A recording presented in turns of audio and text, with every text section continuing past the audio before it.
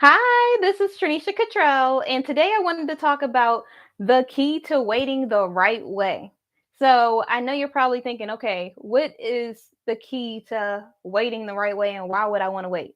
Let me tell you why you want to wait. I almost broke it down and started talking like Deliver Us from Eva when she was getting on the one guy because she was talking about being uncompromising. I was about to say Joseph was not a not had no problem waiting. Abraham had no problem waiting, but I can do that a little later.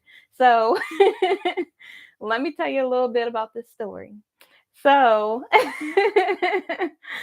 so when I was, when you're a kid, you just can't wait to hurry up and grow up. You're a kid and you can't wait to be a teenager. It's like, oh, when I turn 13, that's gonna be the best thing ever. Then you're 13 and you can't wait to be 18 because when you're 18, you can do whatever you want. When you're 21, you're legal, whatever else. Yes, I'm 21. You get so excited. 25 if you're interested in buying a house or whatever the things are that you're interested in 25 at 25, and it just goes on and on and on. And after you reach 25, then all of a sudden, for most women, your desire is, okay, I want to get married. I said most, not all, because not everybody desires that. But you desire to be married. And it's like, oh, I need to find my husband right now. And I was fortunate enough not to have to deal with that when I was younger because I ended up meeting a guy when I was real young, and we were together for about 15 years. So I never had to go through the dating stage. I never had to meet new people. I never had to do the whole I'm single and oh my gosh, kind of thing. It wasn't until I was like 30-ish. I'm gonna just say 30-ish because I don't want to tell my whole age. But and not that I'm ashamed to tell my age. I just, for protective purposes and everything else, I'm pretty sure people could Google it or whatever. But listen, it won't be from me. So when you're now that I'm 30 something, now I'm like in the dating scene. Now I'm out here in these streets and it's it's ratchet, but it's all right. God, I'm covered by the blood of God, hopefully. And no, I am covered by the blood of God. I don't know why I said hopefully, but okay. So as I'm out here and I'm realizing how we're constantly trying to rush into things, it makes me start to realize that why are we rushing? What is the reason why we feel like we can't wait for God? Why can't we wait on God? Why can't we why do we get this rushing inside of us? Like this urgency inside of us making us feel as if we don't do this right now, all of a sudden it's going to be gone. If we don't text this person right now, all of a sudden they're not going to be there. If we don't go to this job right now, then there's never going to be another opportunity. But if you know God like I know God, you know that God is just not a lackful God at all. He's the type of God who will bless you immensely. He got blessings on blessings on blessings on blessings. Like, I don't think you understand. Because I know God, because I've rededicated my life to God, I don't feel a lack of anything anymore. I get in my feelings sometimes about certain things. I might like a guy that God's like, that ain't the one, or something like that. But for the most part, I don't feel like I'm missing or at lack of anything. If there's a guy that comes into my life, if I like him, it's hard to let him go because I like him, not because I feel like there's not going to be another guy like that. Like there's several other good looking guys or several other guys who will treat me right. But if it's not God, I don't want it, you know? So it's hard though sometimes. I'm not gonna sit here and pretend like, oh, if it's not God, I don't want it, and it's so easy. No, it's not easy. There will be some like guys that I'm really like. There will be okay. I'm saying it like guys, like it's several guys, but it'll be like one guy that I had trouble letting go of last year. But that's besides the point. I'm just here to let you know that it's not easy. I talk a good game, and for the most part I do back it up with actions. But sometimes when I get in my feelings, it's not as easy to just let it go. It's not easy to just say, okay, it's not God, I don't want it. I might still want it, but I don't need it in my life. That's not the thing that God graced for me. That person is not for me. So me holding on to someone, allowing someone to be a part of my life isn't allowing the right person to step in. I I'm gonna tell my truth. Tell the truth and shame the devil. God told me this person was the person that was supposed to be a part of my life. And when I say that, don't jump to conclusions or anything else. But this guy was a the things that I need in my life is what this guy is. And I was so hung up on this other guy who was not grace for me that I couldn't even open my heart to this person, the person who was supposed to be with me, or the person who God said yes to, or God gave me like a good head nod on. It wasn't like a no, like, or it's like, buddy, no. Like, I didn't get one of those from God. I got it like a okay. And I was like, but I was so stuck on this other guy. I spent so much time just beating myself up for some of the actions that I took, for the walls that I had up, for me responding certain ways, saying the wrong things, doing the wrong things. And my grandma said something to me that really, I'm probably not going to tell her. I might tell her one day. But she said something to me that really blessed my life. She said, when it's the right person, you're not going to be able to say the wrong thing to get that person out of your life, because no matter what you say, that person's grace for you. I said, whoo, my grandma preaching. No, but seriously, she was preaching. She was saying a whole word, didn't even know it. Like, it was good. And I was like, oh my gosh, like, I don't know what it feels like to be in a healthy relationship. I've never been with a person like that. I've never had one man go out his way to like treat me with respect or dignity or anything like that. And, now that I'm single and I'm more like, I honor and respect myself and I have standards and boundaries and things like that, still haven't met a guy like that. Like, I mean, just because you cut someone off, just because you don't talk to someone anymore, just because you have standards and boundaries, doesn't mean people are going to adhere to those standards and boundaries. They're going to do what they want to do. So, to this day, I haven't met one man who has been willing to do any of those things, who has been a man of their word, who is literally willing to step up and treat me the right way. Not one. They say a bunch of really nice things. A lot of the men will say all of the things that you want to hear. They got a good talk game. Their mouthpiece is like they speak in platinum. I don't know. They just diamonds flowing out their mouth. I don't know, like Pied Pipers. Like they just like a wordsmith. I don't know what to call it, but they just be their word game is like on point, but their action game is on zero. And so it's kind of like if you can't back it up with action, it's really not valid. It holds no weight when you can't back up your words with actions. And I have not met one man who is interested in me who is willing to do that. And I have this little inside joke with God. I don't know. I'm laughing through my pain, but listen, it's not really pain because I don't have anything to miss. It's not like I'm missing the person who God graced for me, because if that person's grace for me, they're going to be there. So it's not like I've lost anything. I've gained more knowledge. I've gained more insight. I've educated myself more. I've learned a lesson from it. I've become more emotionally intelligent in those seasons. So it's not like I'm at lack of anything. God has made sure that I've been abundantly blessed with whatever it is that I needed in those seasons.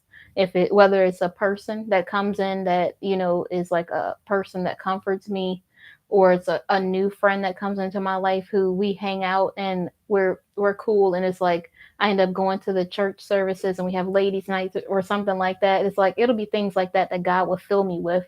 So it's not even like I missed anything when that person leaves my life, or that person doesn't step up or whatever else it is.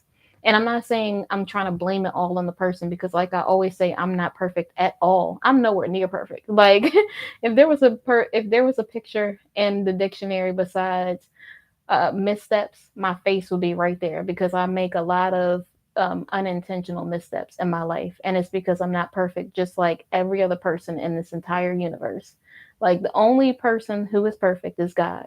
And so I literally feel like the inside joke between me and God is that God's making it so easy for me to be able to actually notice, to see who the guy is that's supposed to be a part of my life, because that will be the guy that steps up. That will be the guy who honors and respects me, who loves me like Christ loves the church. He will be the person who will be not just about a whole bunch of words that sound good with no action. He will really be an actionable man. He will be that type of person who I will need in my life, that God knows that I need in my life. Not just the qualities or things that I have on a list, because I don't have any kind of list. There are just certain values that matter to me. But that's not a list, that's who I am. Like ethically, I want to be a good person. Ethically, I want to make sure morally, I want to be a good person. I want to have good ethics. I want to make sure that I'm the type of person who, when I say something, I do it. Those are things that really matter to me in my core. Like that's my core foundation, is those qualities. And so in turn, of course, I would want the person that I'm with to be those exact same things. I don't expect them to be me, but I expect them to be who God graced them to be for me. I don't know if that makes any sense to anybody else, but yeah, that's my inside joke with God. He just is trying to make it so easy to just notice this man who is grace for me. It's ridiculous because I mean, it's not even like it's like a it's and I'm trying to say it in not a like shade kind of way, because I don't believe in like talking down about other people or anything like that. I just feel like when God is has me on this single journey, he really has it so that the discernment is so on point. It's like, oh yeah, obviously. Or if that person says they're going to do something and they don't do it, it's like, okay, well, that's obvious. Or it'll always be something like that. And I just feel like this man who God graced for me is the type of man who is about action. He's going to say he's going to do it, and he's going to follow through with what he says he's going to do. And I met one guy who was like that. I can't say I haven't met any guy that was like that, but I haven't met a guy who was into me who was, it was that type of relationship, or it was like that type of thing. Like I haven't there hasn't been one guy that has been like that in my date, like that has been like interested in me. I don't want to say in my entire life, because I have like family members or friends or things like that that do stuff like that. But when it comes to a man that I'm in a relationship with, I've never been in a healthy relationship. I don't know what that looks like. I've never had a man do any of these things that people say is God is going to grace you with. I I'm pretty sure God will grace me with those things. I'm positive God will grace me with those things. However, I don't even know what that looks like. I've never experienced anything like that in my entire life. And I know some people are like, what? You meet all these guys and nope, not one. And I don't know why I did that weird laugh, but okay, it's a whole thing now. But yeah, not one single guy has been intentional. So I guess when the real guy steps in, why I want to tell the joke and say, will the real Slim Shady please stand up? Will the real Nisha's husband please stand up? Oh my gosh, that's so corny, but it is me. So that's the whole thing. No, but seriously, I just feel like it's going to be so easy to see this person. Like, I feel like the adversary has sent so many distractions, so many guys who are not the person. And he he can make it look like God, but you have to really be God to be God. You know, I don't know if that makes any sense to anybody else, but seriously, that's how I feel. I feel like he sends a lot of guys that they may look amazing. It might be the characteristic traits of the guys that I've dated in the past, and he looks handsome, and he's about his health, and he just has a really good talk game, and whatever else. And now that I'm more ambitious, he's ambitious, or whatever else. And he comes in and he has the whole I got commitment issues problem, which means that he's not mature enough, or he's not willing to commit to you. So it's like, I definitely don't want to be with someone that's never going to commit to me. Like that's an easy one. adversary. Like you have to come harder than that if that's what you think that you're gonna fool me with, you know? And so, and then it'll be the ones that they don't have any idea of what it is that they want. They just want to go with the flow. And I'm like, I'm not a flow kind of person. I'm more of an intentionality kind of person, you know. I'm not trying to just wake up one day and then all of a sudden, I don't know. I just have these horror, because I don't know if I watched too many horror movies or what happened, but when guys say certain things, like it immediately goes to worst case scenario in my mind. And I'm like, I don't know about that. But that's literally how I feel. And it's like, it could be just I want the guy, not that he's the guy for me. Like usually I know right away that he's not the one. And but I could really like this guy. He could be like playing on all of my insecurities, or the trauma bond could be so strong. Then the next thing you know, the soul tie gets hooked up in you, and it's hard to get it off because it's like a fish hook, you know. But yeah, it'll be things like that. And he will send what you like. The adversary will really send what you like. But none of those things are real. It's fool's gold. Like you got to really be able to discern the difference between fool's gold and real gold when it comes to what God wants for you to have in your life. For me, like when it comes to a job, when a job comes and it looks way too good to be true, it usually is. So when God says yes to a job and it's something that makes me feel uncomfortable, I know it's God, because God does his best work in uncomfortability. When it comes to a guy, see, this I don't really know for sure. I know one, but now I'm just waiting on God. And part of me is like, I don't know if I should be dating if I don't get an absolute yes on certain people. Because if God has given me a head nod on a person, do I just wait for this person? Like, not me waiting for the person, like rearranging my whole life, but like, is it fair to date someone else if I know that they don't get a head nod and this other person gets a head nod? You know, do I just, like, what I've been doing is just enjoying the single life. I've just been really making the most of this season and just trying to do everything that it is that I can do so I can be everything that God created me to be. And I just think it's really important to really take advantage of the waiting season. Take advantage of the time that God is using to mold you and shape you into everything that He created you to be. Sometimes we feel like waiting is just God just torturing you because He knows that He has to make you wait. I really feel like God knows when we're ready. He knows when we're ready. He knows when the other person is ready. He knows when, and even in positions like with this channel, with my business, I feel like God knows I might be too immature in business for it to grow right now. Maybe I need to be more humble in certain areas. Maybe I need to be more, understand more that this is only happening because of God, not because of the work that I put in. Yes, faith without works is dead, but none of that is possible without God, you know? And so as I go through that, I try to really be cognizant of the fact that God is working on me in the waiting season.